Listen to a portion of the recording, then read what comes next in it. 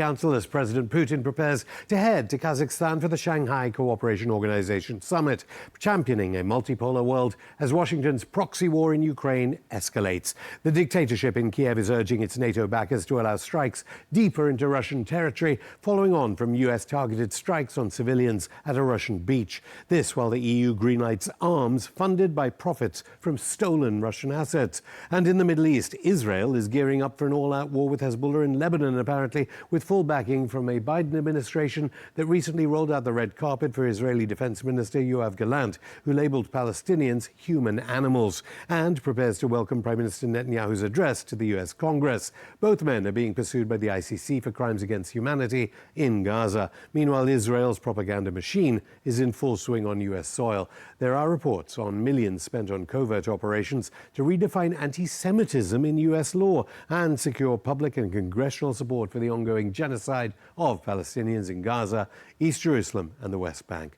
Joining me now is the former co-director of Jewish Voice for Peace, former US director of B'Tselem, and current president of ReThinking Foreign Policy. He co-authored Except for Palestine, The Limits of Progressive Politics with Mark Lamont Hill. Mitchell Plitnick joins me from Germantown, Maryland. Mitchell, thanks so much for coming on. Thanks so much for having me. You know, the world was happy for an instant about Julian Assange being finally released after having to make a deal with the Biden Justice Department. It was Assange that showed us how Bernie Sanders' campaign was destroyed by the Hillary Clinton campaign. But now, and I want to get on to Lebanon, but this colleague of Bernie Sanders, John Fetterman, is pictured with Netanyahu. This while the whole polls show the American people is pro-Palestine. Who is Senator John Fetterman, for a start, and why was the red carpet treatment for a man, War Minister Gallant from Israel? Why was the red carpet in Washington rolled out for a man who said Palestinians are human animals? Well, to start with Fetterman, I have to admit, Fetterman is the politician I think I've been the most wrong about in my whole career. When he was first elected, he was the lieutenant governor of Pennsylvania, and he ran for the Senate on a progressive platform. Even at the time, he was pretty staunchly in the pro-Israel camp, but he seemed like the kind of guy, and I wrote about this, he seemed like the kind of guy that you could lobby and kind of explain to him. He seemed like he just didn't know much about Palestine, and maybe you could convince him that that Palestinians, you know, were human beings and deserve the same rights as everyone else.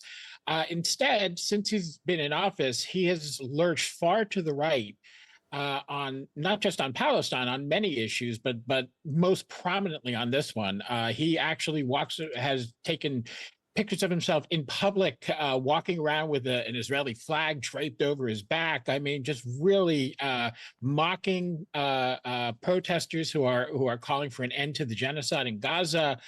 He has been the absolute worst of the Democrats, and yeah, so it's not surprising. Why? Is it money? He would, you know, it's very, very hard to say. He does not seem like he is bought and paid for by AIPAC and other lobbying groups. That doesn't really seem to be his motive. It seems like this is what he genuinely believes. Is it a political ploy? Is it just a question of where his bread is buttered? Possibly. But there hasn't been anything obvious about anything that he's done. But it's emblematic. Let's not just pick on him, but it's emblematic of this complete mismatch between American public opinion in the USA. Not even demographic. I think even older Americans, although of course younger Americans clearly support Palestine. Why is it not shifting even the Bernie Sanders progressive left, let alone the usual suspects in the GOP? Well, I think it has shifted the progressive left, and I think we're seeing quite a bit in terms of activity, grassroots activism. Certainly, you know, as you pointed out, among younger people, but even older people. The vast majority of Democrats at this point want a ceasefire in Gaza, an unconditional ceasefire, an end to Israel's aggression. That is what Democrats want right now, and that goes across the board. Of course. But did they care enough? But did they care enough that Linda Thomas Greenfield vetoed the ceasefire twice? Was it on the orders of Biden? He administered that. Well, what you're describing, there's a difference between what Democrats, and I'm talking about voters, regular citizens want, and what the Biden administration wants. And that has been a disconnect from day one, long before October 7th. That has been a disconnect. Biden has largely continued Republican policies when it comes to the entire Middle East, and especially in Palestine. And that became even more of a break after October 7th. So you have Linda Thomas Greenfield, you have Antony Blinken going around the world covering for Israel's lives. We've seen this recently with the so-called ceasefire proposal that Biden presented as Israel's own plan, and which Israel rejects and Hamas has accepted. And Blinken is going around the world saying it's Hamas is the only thing that is standing in the way of a ceasefire happening now, which is just an outright lie. So that disconnect is very, very strong between the administration and the Democratic voters. And I think it largely comes from ideological leanings. I believe that Joe Biden on this issue, although in many issues he's a consummate politician, I think on this issue, he's just a true believer. He is just somebody who is going to back Israel regardless. And if he loses the election over it, so be it. I think that is how strong his conviction is in terms of Israel. I don't know why he's quite that passionate about it. I mean, obviously, I don't know the man. Because people keep saying it's the money, you know. I mean, Robert F.K. Jr. similarly, for negotiations on Ukraine, similarly, this bizarre view of the Middle East, obviously completely not reading your work. I don't know whether you've sent it to RFK Jr. You get these strange policy positions, and Donald Trump, of course, who is backed by the widow of Sheldon Adelson. You might have to tell us. I mean, you're saying they believe this stuff, and it's not just the money and a corrupt system. I think Biden believes this stuff. I should be very clear. Biden, I think, is a true believer. I think most politicians don't really care. And yes, it is politically the much easier road to just support Israel. There is a lot of money involved. There's also a lot of politics involved. There's also a lot of, frankly, racism involved. Israel, although the majority of Israelis are not white, Israel is perceived as if it is a European country in many ways. You also have the biblical and the Christian sort of founding in Israel, and those beliefs that also help bolster it. But there is also a strong element of anti-Arab racism that contributes to this. So there are a lot of reasons, I think, for it. Money is certainly a big one. I don't think it's the deciding factor with Biden. As far as Trump, Trump's party is completely committed to Israel. I mean, that goes from the people in Washington to the vast majority of the voters. His base is largely made up of Christian evangelicals who will support Israel regardless of what it does. Well, Biden got $11 million. I guess, according to Open Secrets, that's not nothing. And as for the progressives, I mean, you never hear AOC wander around talking about genocide every day. I mean, I've seen footage of people trying to confront her over that. But let's go to the war expanding then. And what is your fear about it expanding? Because some people say there's no way Israel are going to try it on after being defeated by Lebanese resistance so many times before. And the fact that Lebanese resistance, if they can't even beat Hamas in Gaza, they're not going to be able to beat Lebanese resistance that can flatten Tel Aviv in 5 minutes. Well, I think there's a lot of merit to that thinking. On the other hand, this Israeli government is completely out of control. And one of the problems that we face is that this far-right Israeli government knows it's not going to be in power forever. And they have long believed that what Israel needs to do is completely stamp out all the resistance to it throughout the region. And that particularly includes the Palestinians and Hezbollah in the north. That has been their plan, and they want to basically find a way to confront Iran and make it so that there's no threat. They want to do that, however, without in any way giving rights to Palestinians. That's sort of the line that the Israeli right is trying to walk. Of course, that's impossible unless you go into all-out war. I think this would be a fatal mistake for Israel if they did that, because and Hezbollah has made it clear their capabilities are not the same as they were in 2006. When Israel already bit off more than it could chew in that war, and ended up, finding itself really set back in terms of its security doctrine in the region. Now, Hezbollah can reach everywhere in Israel. There's nowhere for Israeli citizens to go that they can avoid Hezbollah attacks any more than Lebanese citizens can avoid Israeli attacks. So that is a whole new ballgame. And I think that there are rational minds in Israel that are saying we should not do this. And certainly the United States. On the one hand, the United States is coming out and saying we will back Israel whatever they do, because that is their political doctrine. But the military leaders are saying what we did a few weeks back when Iran launched all those missiles towards Israel, and the U.S. and other countries intercepted them before they ever got into Israeli territory. They said, we can't do that with Hezbollah.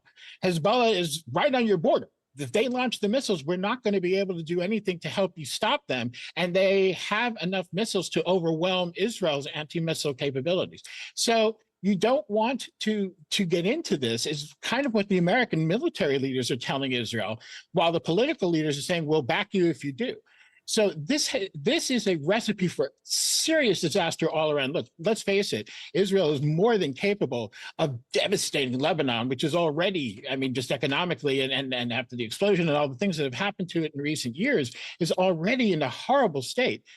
Israel can just devastate Lebanon. We know this. But the thing is, now that can happen also in the reverse. That means that it can escalate to a regional war really quickly, involving many militias and involving Iran. This is a nightmare scenario that Israel should avoid, but this government is really determined to try and prove the theory that they've had for decades, that through military might, they can smash all of their opponents. Yeah, but why then is Politico quoting unnamed sources in the Biden administration saying, try and get the message through to Lebanese resistance leaders, Hezbollah and so on, that the United States can't, we may be funding it, sending all the weapons to Netanyahu, but we have no control over how the weapons are used, and that we couldn't stop them if they wanted to level Beirut and other cities in Lebanon? Because I think that's the case. I think the United States knows this would be disastrous. Look, the war on Gaza has been disastrous. Nobody's winning through this. Israelis are unhappy in the extreme. Obviously, we see what it's done to Palestinians. Who's gained? Nobody's gained. Biden is getting politically destroyed, and yet they could stop it at any time just by cutting off the weapons. They're not going to cut off weapon sales to Israel, even if it does attack Hezbollah and start a full-scale war. That's the message that they're sending. They're not going to stop them. They're trying to tell the Israelis not to do that.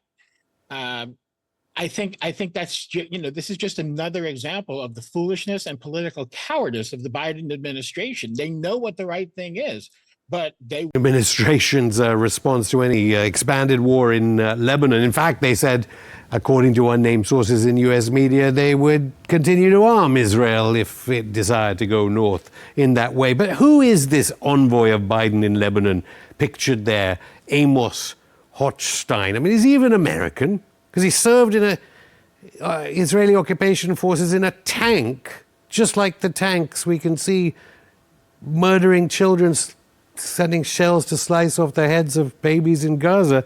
That is the U.S. envoy to Lebanon. Yeah, well, Hochstein, as I understand it, is a dual citizen. So he has both Israeli and American citizenship. He denies being a dual citizen now. He's fully American now. He may have renounced his Israeli citizenship, or he may have volunteered, as some Americans do, just volunteered for the IDF, years ago. He did broker an agreement with the Lebanese government about the gas fields in the Mediterranean that both sides claimed, and it was actually a pretty good deal. It avoided some potential tensions, and he is somebody that Biden absolutely trusts. So, but again, like most U.S. envoys to the region, he is somebody who will put Israel's interests very much front. He was in the Israeli army. Right. Exactly. I'm surprised. I'm surprised. Who did he meet in Beirut? Presumably, he doesn't. They consider Hezbollah a terrorist organization, despite having members of parliament in Beirut. He can't talk. He can't talk directly to anyone in Hezbollah, but he can, of course, and he has relationships with people in the Lebanese government, and he can, through those channels, have indirect talks with Hezbollah leaders, much the same way as the American government does with Hamas. They do the same thing. They say, we can't talk, we will not talk to terrorists, et cetera, et cetera. So they talk through intermediaries, whether those be Qatari, whether those be Palestinian. That they talk through third parties. To my mind, that's just all a charade, and I think it's silly, and I think it is counterproductive. But that's unfortunately how the diplomacy works. Do you think they understand they've completely lost not just the Arab world from the Atlantic to the Pacific, but the whole of the global South? The Biden administration's policies as regards the genocide in Gaza have destroyed U.S. prestige, what was left of it, for decades to come. Yeah, I think this is very unfortunate. And we, again, as I've pointed out a number of times, Biden, in many ways, has unfortunately continued Trump's legacy, even though he ran, his whole election campaign was based on the idea that he was going to clean up Trump's mess, basically, especially on foreign policy. He's certainly in the Middle East. He has done the exact opposite. He has continued Trump's failed policies and really very much contradicted and gone against what little progress had been made by Barack Obama in terms of rebuilding some trust in the United States. Well, I'm not sure about Obama. I think the butcher of Libya, I think, is how Obama is known. He did absolutely do that, but there was definitely, as I said, some trust. Obama and every American president has had terrible policies in the Middle East. Nobody's had a good. Well, there were the Abraham Accords. There wasn't any kind of genocide on this scale in Gaza, and there was no war in Europe under Trump. You don't have to support Donald Trump to see how a Republican. Well, the Abraham Accords, I would argue, the Abraham Accords in great measure led to Hamas having no choice really but to do what they did on October 7th. Maybe not in the way they did it, but certainly it was the threat of all of the Arab states completely abandoning the Palestinian cause, which is the side effects of the Abraham Accords. And continuing that with Saudi Arabia was one of the things that basically boxed them into a corner and said, if we're going to keep clearly Saudi Arabia is not listening. Center, we have to do something. Well, clearly Saudi Arabia is not listening to anything Joe Biden says at the moment. They won't even cut the oil supplies that Biden administration officials have wanted them to. You know, we had a former NATO official in Ukraine, Colonel Jacques Bourd, on here. And he was saying the other week, people can watch our interview with him. He was actually in the Swiss army previously. He was saying the Israelis won't use the nuclear weapons provided to them by the United States, I guess, on Gaza because they already have plans to settle Gaza and it would pollute the ground there. What about Lebanon? What do you understand about the use of nuclear weapons that Israel might employ in the widening conflict? Well, there's always, when you use nuclear weapons in the short range, there's always a great danger to yourself, right? So that is always something that you have to consider and is a last resort. I don't think Israel is likely to ever use nuclear weapons unless it feels like it's about to lose a major war, in which case I think all bets are off. Well, they lost against Lebanon before. Yeah, but I'm not talking about a defeat, pushback of their invasion. I'm talking about something that actually would threaten them in a fundamental way, which at this point, at least, I don't think Hezbollah is going to do. So I don't know that they're capable of it. Even if they were, I don't think they would want to take that on.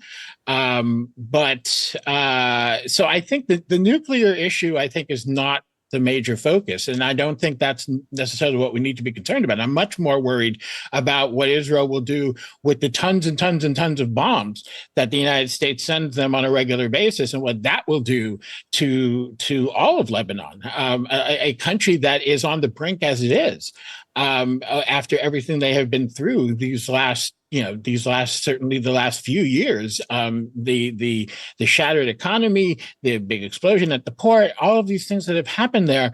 I'm much more concerned about the use of conventional or relatively conventional weapons in Lebanon and what that can do than nuclear weapons, which I think doesn't really make sense from Israel's point of view for them to use. Well, you can probably see your legacy media there in the United States salivating over a war on Lebanon already. We were talking about Congress being out of step with the population of the United States. Your media is another thing. And organizations like the Anti-Defamation League, just very briefly explain who they are. What do you think should happen to groups like the Anti-Defamation League that are clearly cheering on the genocide at the moment in Gaza? Well, the Anti-Defamation League is more than a century old. They are ostensibly and claim to be a civil rights organization that primarily focuses on anti-Semitism, but also on other kinds of racism. That's what they say they are. In fact, what they do is protect Israel at all costs, and they do some other things that make it complicated in this country to explain to people what they're real, how deeply embedded with Israeli apartheid and genocide that they are. So that's kind of a subject. They have a long history of working with the United States government against progressive activists, including back in the 80s, a major scandal where they were found to have been spying on anti-apartheid in South Africa, South African apartheid, anti-apartheid activists in the United States in cooperation with the United States government. So this is who they are. And what they do is they dominate in many ways the discourse around Israel, around Jews in the United States, and turn all criticism of Israel into anti-Semitism, which is what they claim it is. And it's a very powerful tool. Frankly, this works very well. It's really difficult to challenge Israeli policy here in the United States because you're immediately called anti-Semitic, including if you're Jewish like myself. And it makes it a very, very complicated and difficult. You end up having to defend yourself against those charges. Actually, just on that subject, I mean, it's something we had Jeremy Corbyn on this show, and he ended up folding and sacking people on these spurious anti-Semite grounds. What was it like working as the U.S. officer for an Israeli NGO, B'Tselem, upon which we rely so much for so much data about human rights abuses and so on, in Washington, you personally? Because on the one hand, you're working for an Israeli NGO, so you can't be accused. I don't think they can even accuse them of being anti-Zionist. And at the same time, presumably you were being accused of being anti-Semitic? Yeah, actually, they have first of all, B'Tselem and other Israeli human rights organizations are demonized as anti-Semitic and certainly as anti-Israel all the time. They're in Israel. Within Israel and here in the United States. That's how pro-Israel forces operate. They don't actually, they can't win on the substance, right? You can't argue that what's happening to Palestinians is not happening to Palestinians. We can all see it now. Years ago, they could argue, no, that's not true. This isn't happening. Everybody can see it on their phones now. So instead of arguing the substance, you argue by saying, well, any criticism is simply anti-Israel, anti-Semitic, you throw these ad hominem attacks in. What it was like for me working for B'Tselem was kind of interesting, as it has been in the other jobs I've had here in the Washington area. You talk to people in Congress, they know what's going on. You talk to the staffers. The members of Congress may not know, but the people on the staff know. The people in the State Department know. They don't like the policies that we're pursuing. They feel boxed in, again, by the pro-Israel lobbying forces. They feel like politically they have no room to maneuver. And when they feel like they can do something, for example, people in the State Department have usually had some more freedom, but now with the Secretary of State who is lying and covering up everything he can in the service of Israel, trying to cover every single Israeli crime and make excuses for them, and literally telling people to shut their mouths when they are saying this policy is wrong. That's why you're now finally seeing people quitting this administration.